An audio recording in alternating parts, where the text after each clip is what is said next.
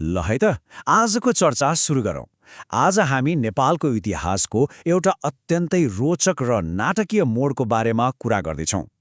पहाडका साहसी किरात राजाहरूको युगबाट कसरी नेपाल अचानक स्वर्ण युग मानिने सम्भ्रान्त लिच्छवी राजाहरूको युगमा प्रवेश गर्यो, एउटा समूह कसरी आफ्नो थात थलोबाट लखेटिएर निर्वासनबाट उठेर सिङ्गै साम्राज्य खडा गर्न सफल भयो। आउनुहोस् यो रहस्यमयी र गौरवशाली ऐतिहासिक परिवर्तनको गहिराईमा सँगै जाउँ। 32 सुन्दा यो एउटा सामान्य अङ्क जस्तो लाग्न सक्छ, होइन र? तर इतिहासको पानामा यो निकै शक्तिशाली नम्बर हो।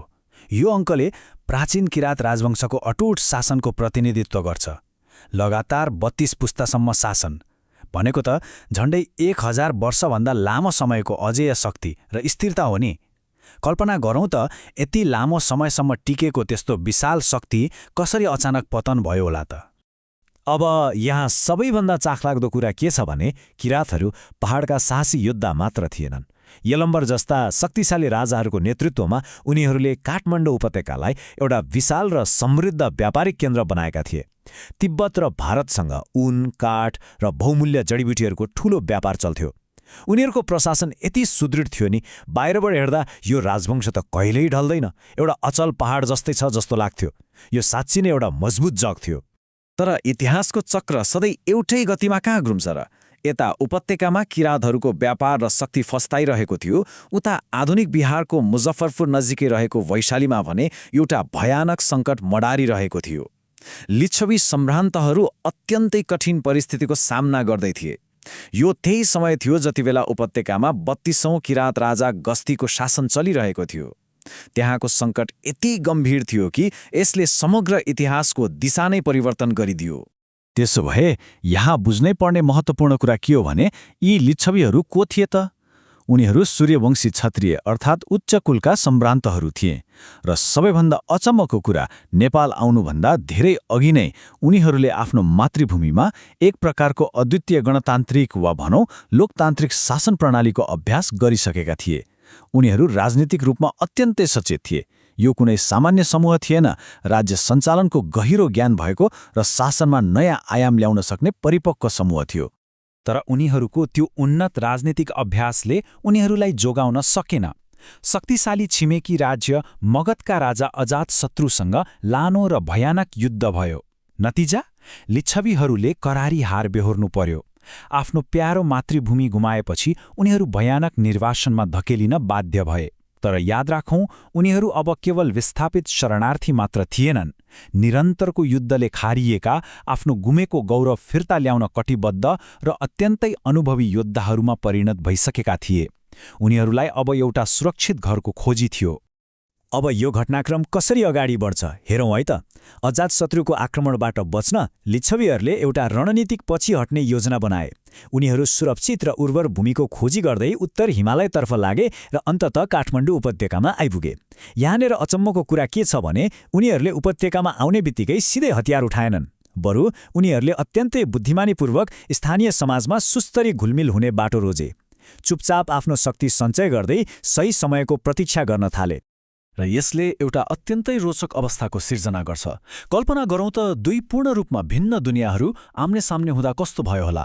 एकातिर पहाडको कठोर वातावरणमा हुर्किएका, व्यापारमा पोख्त रैथाने किरात योद्धाहरू, अनि अर्कोतिर मैदानबाट आएका सुसंस्कृत सम्भ्रान्त र अत्यन्तै सङ्गठित सैन्य रणनीति भएका लिच्छवीहरू।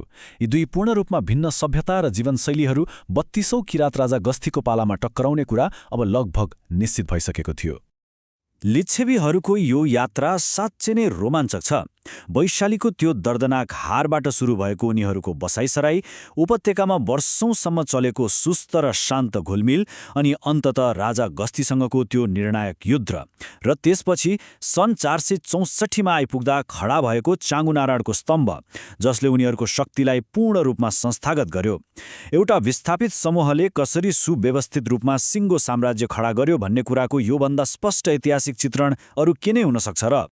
अनि अन्ततः त्यो दिन आइपुग्यो, राजा गस्तीको पतन र त्यो अन्तिम महासङ्ग्राम।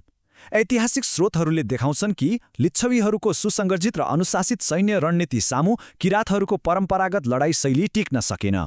यो केवल एउटा युद्धको हार जित मात्र थिएन नि, यो त 1000 वर्ष पुरानो किरात विरासतको पूर्ण अन्त्य थियो।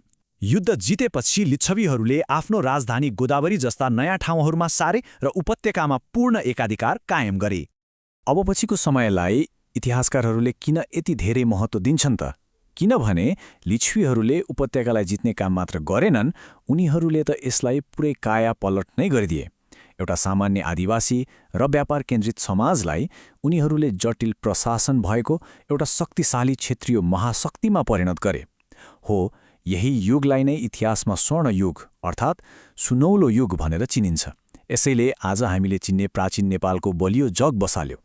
उनीहरूले ल्याएका परिवर्तनहरूको सूची सुन्दा जो कोही पनि छक्क पर्छ। शासनमा पञ्चाली व्यवस्था, अर्थतन्त्रलाई चलायमान बनाउन मानाङ्क भनिने नेपालकै पहिलो स्वदेशी मुद्राको सुरुवात, वास्तुकलाको क्षेत्रमा त झनै ठूलो क्रान्ति भयो। कैलाशकूट भवन जस्ता अत्यन्तै भव्य दरबारहरू निर्माण भए।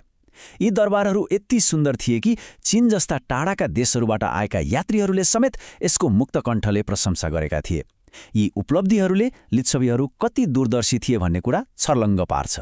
यसमध्ये पनि पञ्चाली प्रणालीले त विशेष ध्यानाकर्षण गर्छ।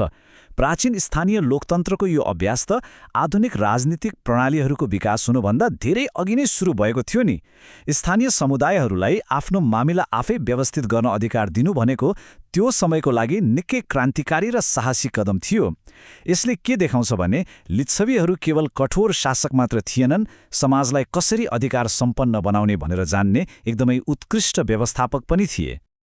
यो सम्पूर्ण रूपान्तरणलाई लिपिबद्ध गर्ने र इतिहासलाई सधैँको लागि जीवन्त राख्ने मुख्य श्रेय भने राजा मानदेवलाई जान्छ। सन् 464मा स्थापित चाङ्गु नारायणको स्तम्भ अभिलेखले नेपालको इतिहासलाई सुनेको भरमा चल्ने किम्वदन्ती र मिथकबाट निकालेर एकदमै प्रमाणित ऐतिहासिक रेकर्डमा परिणत गरिदियो। राजा मानदेवले नेपालको कथालाई अक्षरशः ढुङ्गामा खोपेर सदाका लागि सुरक्षित गरिदिए। भनिन्छ नि, यहीँबाट नै नेपालको प्रमाणित इतिहासको सुरुवात हुन्छ। अन्त्यमा यो सम्पूर्ण ऐतिहासिक घटनाक्रमले एउटा निकै गम्भीर प्रश्न उब्जाउँछ। के काठमाडौँ उपत्यकालाई लिच्छवीहरूले आफ्नो उत्कृष्ट सैन्य शक्तिको भरमा मात्र जितेका थिए, वा उपत्यका आफै नै भित्रभित्रै एउटा नयाँ र सुव्यवस्थित शासन युगको लागि तयार भइसकेको थियो?